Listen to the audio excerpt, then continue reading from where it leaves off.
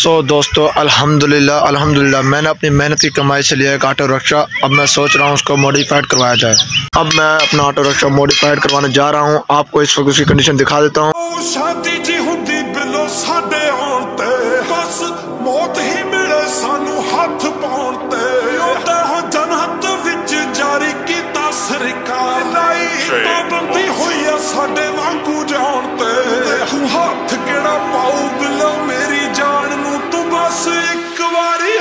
खड़ जट नाली सज्जे खब्बे छे हुंदे डब नाली कुल 12 बंदे हुंदे तेरे जट नाली सज्जे खब्बे छे हुंदे डब नाली कुल 12 बंदे हुंदे तेरे जट नाली सज्जे खब्बे छे हुंदे डब नाली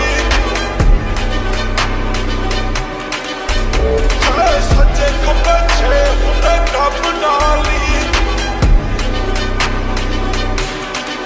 ना माड़े आना यारी ना ही माड़े आना बिनो बैर रखा तुसी केड़ा साले लगदा जो थोड़ी खैर रख मेरे उत्ते रखे नी मैं रोब तेरे शहर रखा माड़े कमाली पिंड वाली बिलो नहर रखा खेत कूद पंगा पै जाए इस वास्ते नी दबे दिन 4 घंटे बिलो वट नाली सज्जे खब्बे छे हुंदे डब नाली कुल 12 बंदे हुंदे तेरे जट नाली